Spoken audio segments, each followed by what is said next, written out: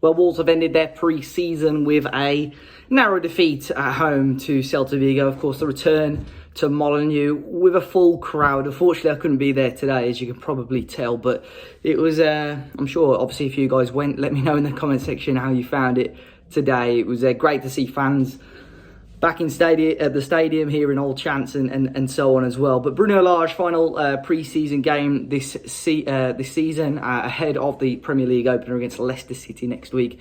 And we saw Jose Sarr start up in goal, back five of Marcel, Saïss, Cody Kilman and Keanu Hoover.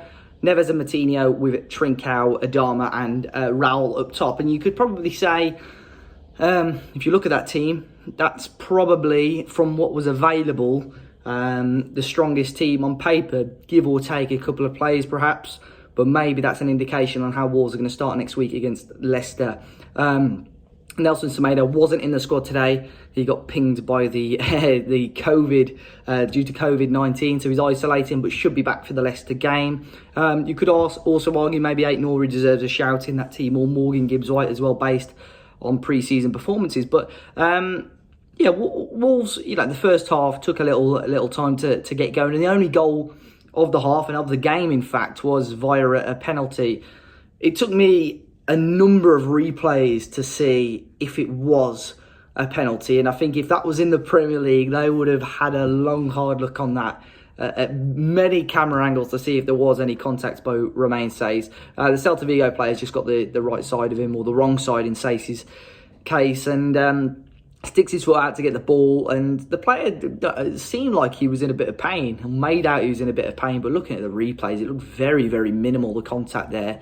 And Iago Aspas, who is a bit of a... he scored plenty of goals in Spain, doesn't he? And I think penalties is one of his things, and he ended up sending Jose Sarr the wrong way in front of the South Bank and giving Celta Vigo the lead. But it seemed like in the second half that Bruno Lage had stuck a rocket up the backside of many of the players, because the intensity was much better. There was much more aggression and desire to get on the ball and win the ball back. And to be fair, it's one-way traffic. Second half, we were very rarely troubled, and we looked really comfortable. But it was sort of that same old thing again.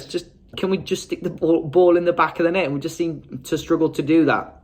What I can say, that the wing-backs today found that the spaces really well. Keanu Hoover, who, to be fair, I gave a little bit of stick to after the Coventry game. I was pretty disappointed with his performance then.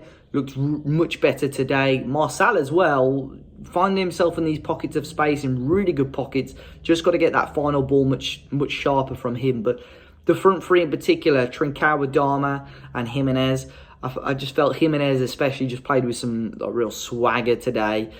Just like he enjoyed being out there, because, he's been missing for a long while. He first came back at Molineux for a while, especially in front of the fans. He just seemed like he enjoyed being there. Lots of fancy flicks, tricks, and just loved it. Adama as well, just looking really, really sharp. And I think he just looked like he wanted to be there as well. There were times last season, no fans there, under Nuno, football quite negative, where he just didn't really look like he wanted to be there. Today he did, and I'm hoping throughout the season we can see that a lot more from Adama Traore.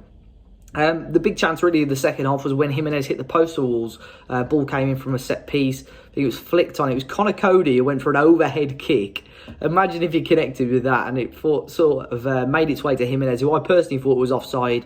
He slid it past the goalkeeper, but unfortunately it's hit the post and out. But there was a couple of times where we just got the ball in good areas. We got it into the area, into the box, and there was a couple of goal out scrambles where on another day Wolves could have easily scored 2 or 3 goals. But I think the main positive from that was that we were on the front foot throughout the majority of the game. We saw lots of minutes of players. Once again, Jimenez playing a good amount of time, Dharma playing a good amount of time as well. And, we're looking, in terms of, if we ignore results, in terms of how we played in a formation that probably a lot of us don't particularly want to see, because we saw it under Nuno. A lot of us do want change. But I think with how Bruno Lage is sort of starting with this 3-4-3 and how his adaptation of it is really, really solid and strong. And if we can get away with attacking as much as we can, if we can go through the mentality of we will score more goals than you every game, we've definitely got a chance with how Wolves do attack at the moment. Neves seemed really positive with some of his passes. He played a really smart ball through for one of the chances that I remember.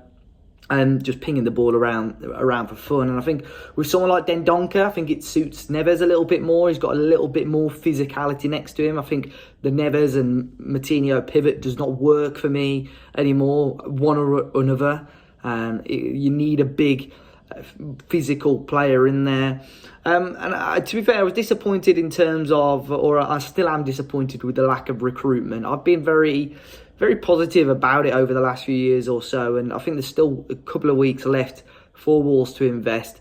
And I don't think the players showed today that the defence especially wasn't tested a huge amount, but on paper that is by far our weakest area. And I said before the game, I think our attack is top half Premier League level. If you look at Jimenez, Neto, Trincao, Adama, the midfield at the moment is mid-table. You could argue slightly lower of the Premier League, but on average, I think the defence that started today, I would say, is Championship level. So that really needs investing in. I know Bruno's talking about it a lot, but in terms of friendlies, I know it was a defeat. In terms of defeats, we look pretty confident. The reaction the players gave during the second half was positive for us.